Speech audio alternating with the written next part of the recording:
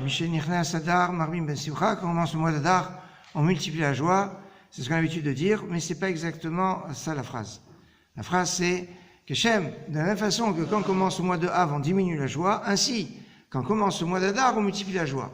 Ça veut dire que la joie du mois d'Adar, elle puise sa source de la tristesse qu'on a au mois de Av. Parce que quelque part, quand on a conscience de la destruction du temple, alors on peut avoir on peut être prêt pour la construction du temple. Et c'est ce lien entre ces aspects qui nous permet de dire que le mois d'Adar, c'est le mois qui a vu la construction du deuxième temple. Et donc c'était au mois d'Adar. C'est aussi le mois d'Adar, le mois où on donne normalement le demi-cycle. À l'époque du Beth Amikdash, on devait donner le demi-cycle avant le premier Nissan. Donc on les donne quand, ce demi-cycle? Eh bien pendant le mois d'Adar.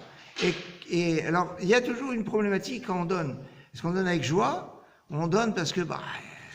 En général, quand on doit donner quelque chose, la personne, on lui arrache quelque chose. Et certains, on a l'impression de leur arracher le cœur quand ils font un don. Alors que on est heureux de donner.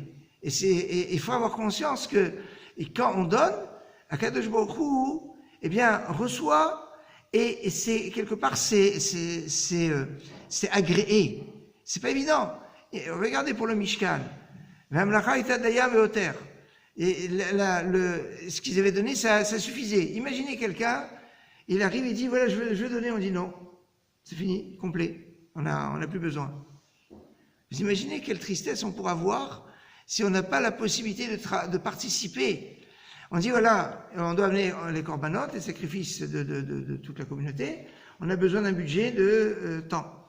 Et le budget, ça y est, il est rempli, parce que le nombre de sacrifices qu'on doit donner dans une année au niveau communautaire, c'est fixe. Il n'y a pas de quelque chose d'aléatoire. Donc, on sait combien il y a de Shabbatot, combien il y a de Yom Tovim, combien il y a des jours de Chol. Donc, c'est un budget qu'on peut estimer. Et donc, si on a estimé le budget, on dit voilà, c'est temps. Arrive certains, on dit c'est dommage.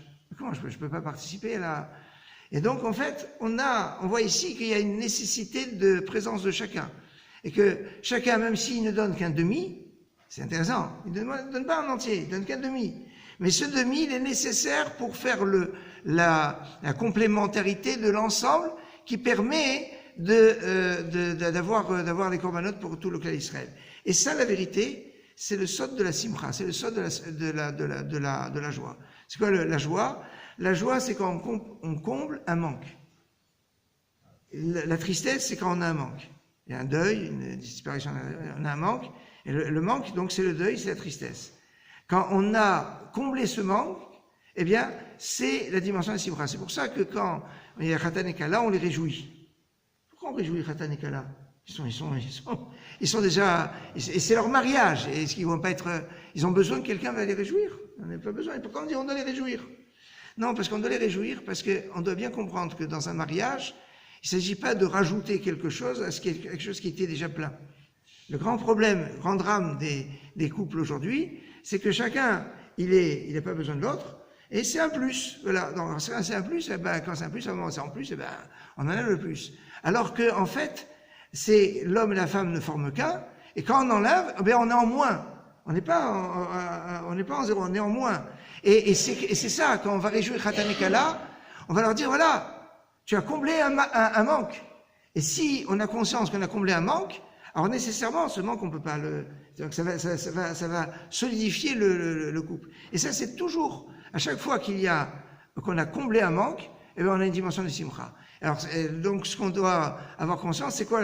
C'est combler le manque qu'il y a dans le mois d'Adar. Eh bien, c'est une simcha parce qu'on est dans la perspective de la Géoula. C'est quoi cette simcha? C'est quoi cette joie?